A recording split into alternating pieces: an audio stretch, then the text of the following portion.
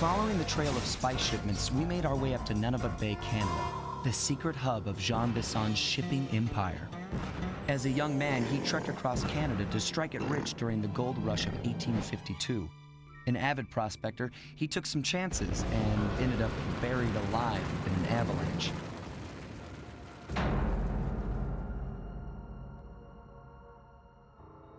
Miraculously, the quick freeze kept him alive, and 120 years later, thanks to global warming, he thawed out. A product of his time, he dreams of taming the wild north, damming every river and chopping down all the trees, with progress delivered at the sharp end of an axe.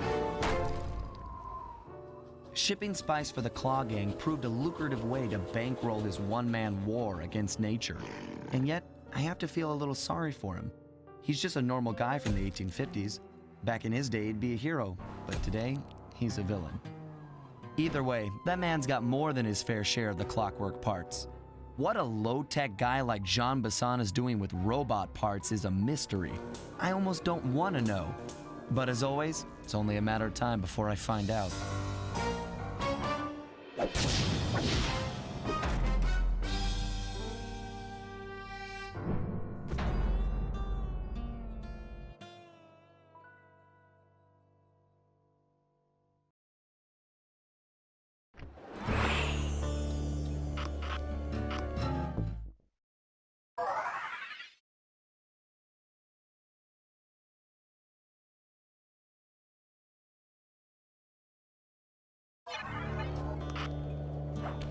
I've got a lead on the clockwork party. Head through town and out into the wilderness.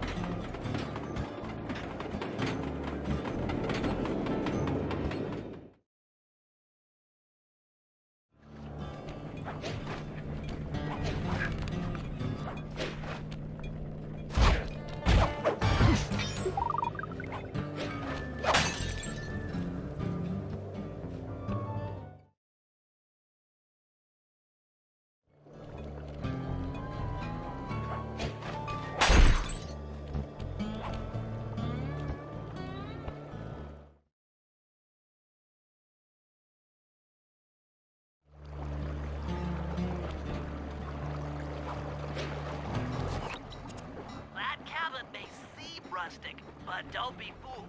It's the control center for Jean Bison's trade empire.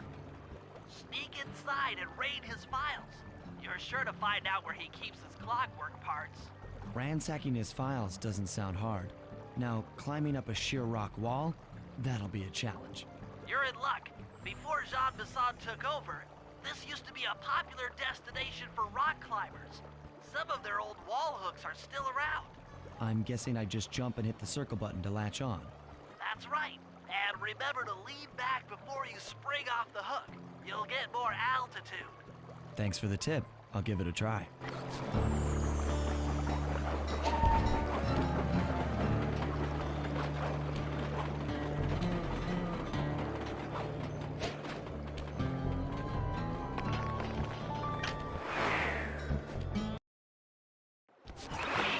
Jackpot, Sly. That's Jean Bison. Looks like he didn't notice me come in. Just stay out of sight and take a picture of each of his trade routes. They should narrow our search for his share of the clockwork parts. All right, I'm on it. Hello? Arpeggio here? Salutations, Mr. Arpeggio. Y'all got time to shoot the breeze? Of course, for you, chum, always. Although must we communicate through that dreadful speakerphone? Yeah, I can think better while my legs move. Pumps blood to your brain.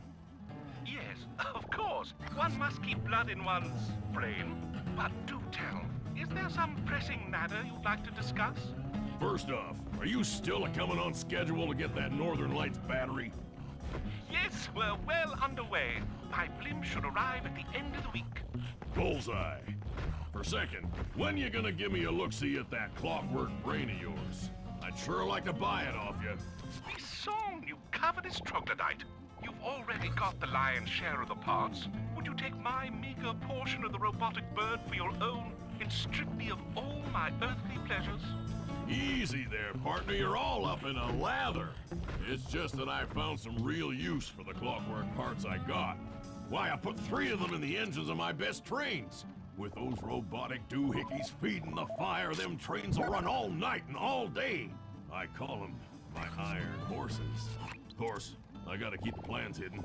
Stuffed them in my 3 trophy bass. Sounds like you're making capital use of your... Sly, did you hear that? Bison's hidden the Iron Horse blueprints in his trophy bass. Head for the fish on top of the fireplace and steal those plans. That'll do fine. By the way, you ready to giddy up into Paris for the final hoedown? Yes, the blimp's hypnotist wavelengths conform to the specs drawn up by the Contessa, and Dmitri, before his unfashionable capture, did a bang-up job of distributing spice through his nightclub. Sounds like right. Excellent! Now get out of that cabin before you're spotted. You're correct, sir. Yours is the final piece to the puzzle, the missing link. Once the battery is aboard, nothing will stand in the Claw Gang's way. Paris will be ours. Yeah, okay. So, I guess I'll be seeing you at the end of the week. Right, farewell, Bisson. Stiff upper lip. Ta-ta.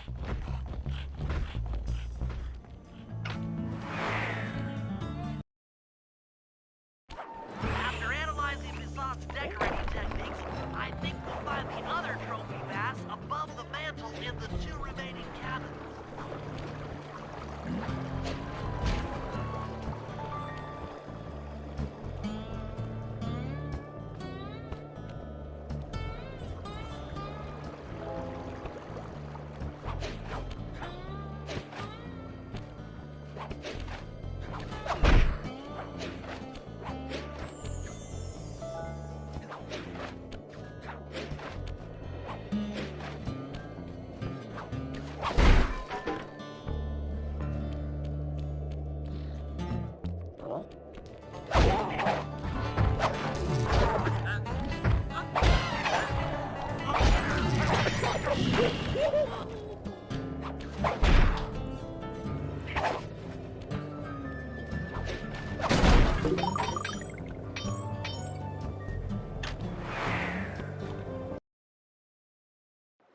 Yep, just like I thought.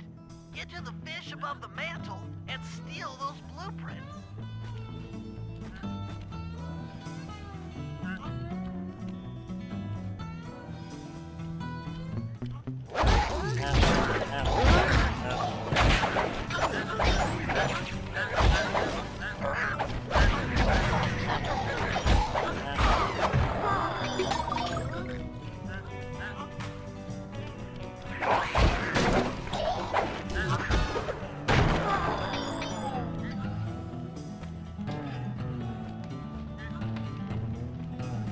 Jean-Bison's in for another rude awakening the next time he checks in this vault.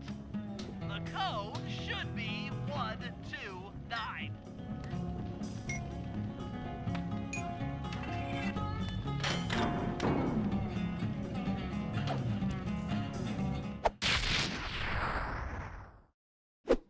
You've gotten the music box move!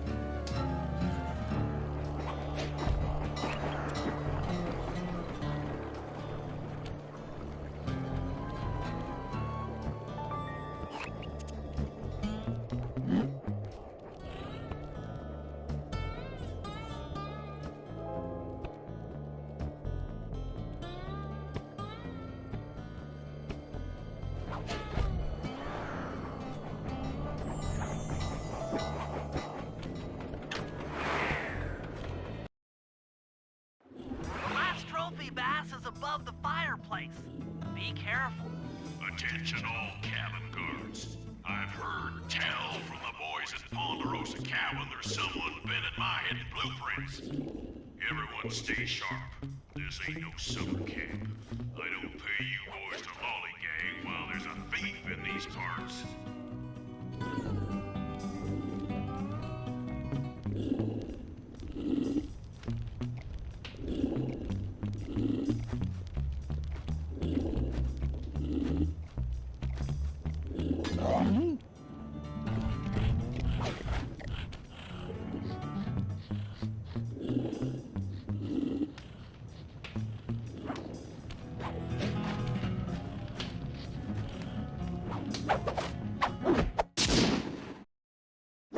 Exceptional work, Sly. That's the last of the blueprints.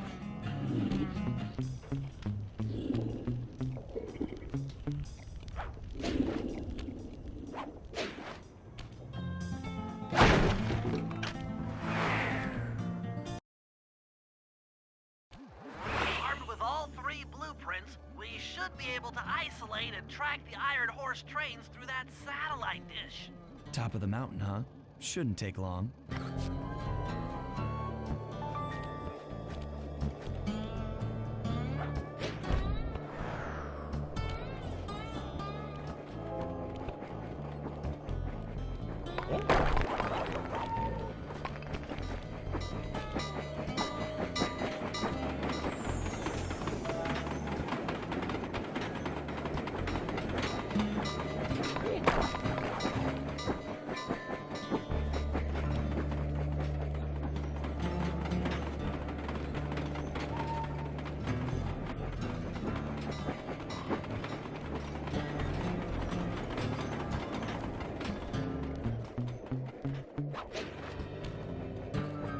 This appears to be the only way up.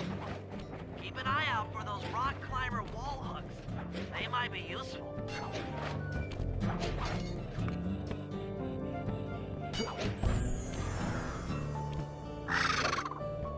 This is great! We've got total access to the train's GPS system. It's all on my computer. Head back to the safe house. I'll crunch some numbers and give you and Murray the rundown.